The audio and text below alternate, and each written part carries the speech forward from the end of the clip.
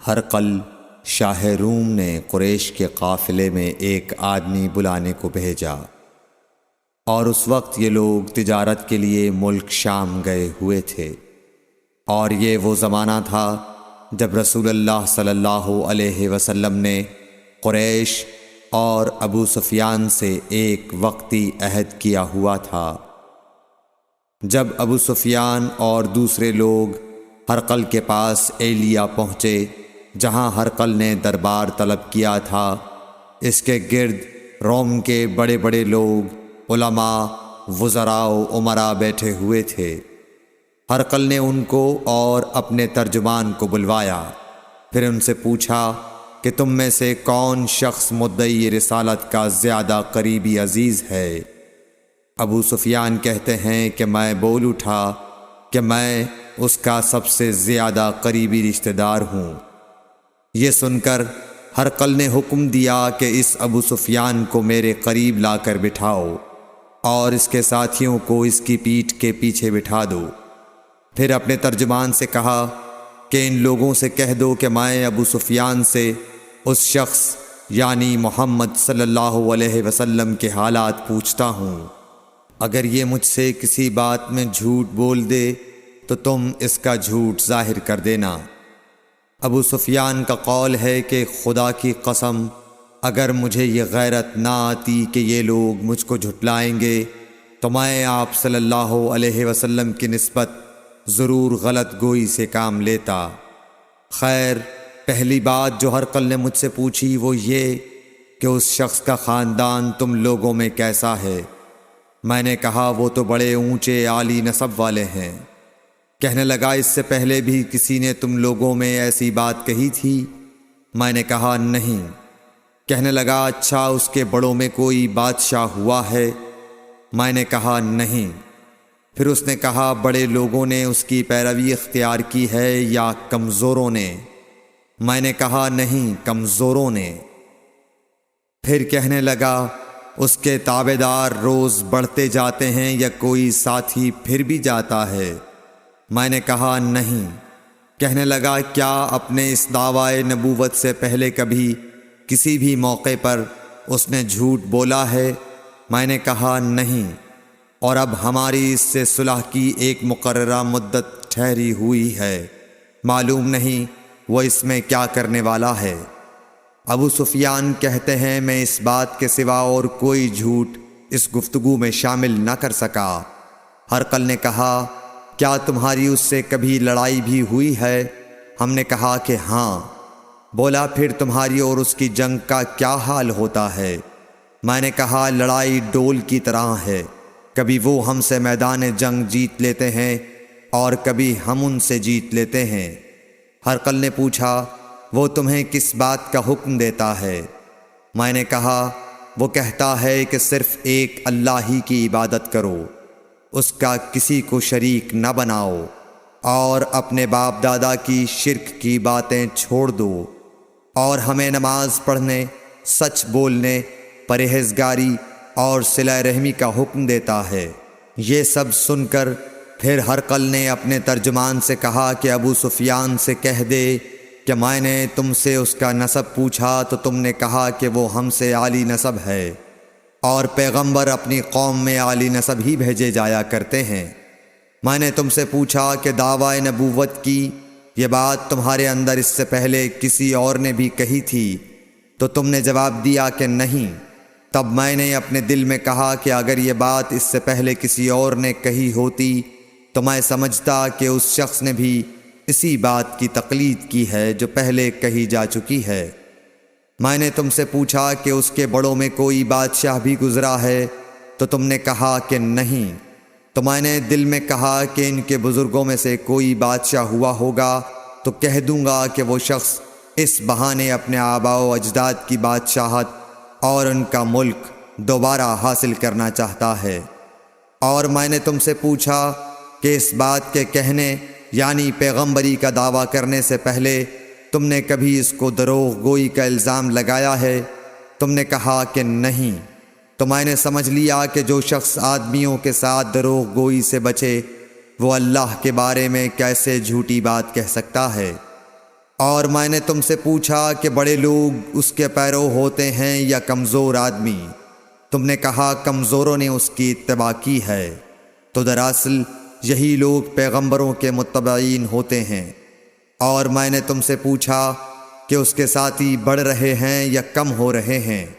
تم نے کہا کہ وہ بڑھ رہے ہیں، اور ایمان کی کیفیت یہی ہوتی ہے حتیٰ کہ وہ کامل ہو جاتا ہے۔ اور میں نے تم سے پوچھا کہ آیا کوئی شخص اس کے دین سے ناخوش ہو کر مرتد بھی ہو جاتا ہے؟ تم نے کہا نہیں۔ تو ایمان کی خاصیت بھی یہی ہے، جن کے دلوں میں اس کی مسرت رچ بس جائے وہ اس سے لوٹا نہیں کرتے۔ اور میں نے تم سے پوچھا کہ آیا وہ کبھی عہد شکنی کرتے ہیں؟ تم نے کہا نہیں۔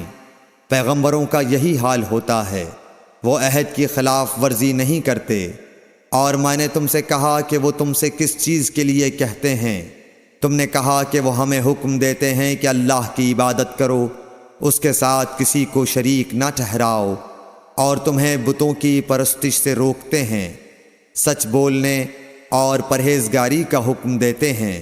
لہٰذا اگر یہ باتیں جو تم کہہ رہے ہو سچ ہیں تو ان قریب وہ اس جگہ کا مالک ہو جائے گا کہ جہاں میرے یہ دونوں پاؤں ہیں۔ مجھے معلوم تھا کہ وہ پیغمبر آنے والا ہے، مگر مجھے یہ معلوم نہیں تھا کہ وہ تمہارے اندر ہوگا۔ اگر میں جانتا کہ اس تک پہنچ سکوں گا تو اس سے ملنے کے لیے ہر تکلیف گوارا کرتا۔ اگر میں اس کے پاس ہوتا تو اس کے پاؤں دھوتا۔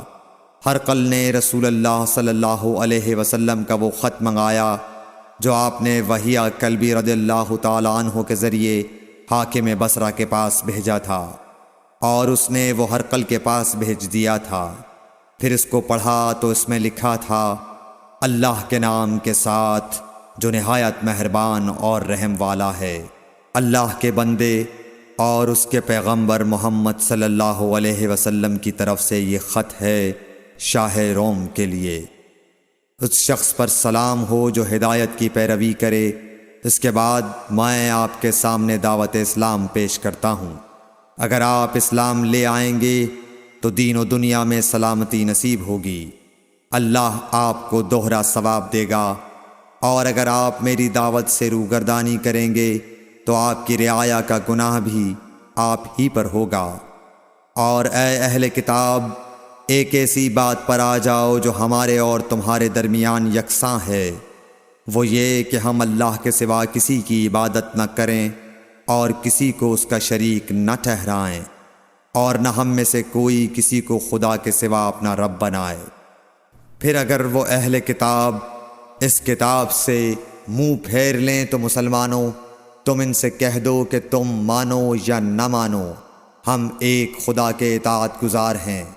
ابو سفیان کہتے ہیں، جب ہرقل نے جو کچھ کہنا تھا کہہ دیا اور خط پڑھ کر فارغ ہوا تو اس کے ارد گرد بہت شور و غوغا ہوا، بہت سی آوازیں اٹھیں اور ہمیں باہر نکال دیا گیا۔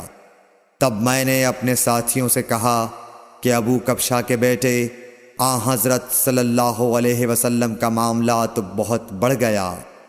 دیکھو تو اس سے بنی اصفر روم کا بادشاہ بھی ڈرتا ہے۔ مجھے اس وقت سے اس بات کا یقین ہو گیا کہ حضور صلی اللہ علیہ وسلم ان قریب غالب ہو کر رہیں گے، حتیٰ کہ اللہ نے مجھے مسلمان کر دیا۔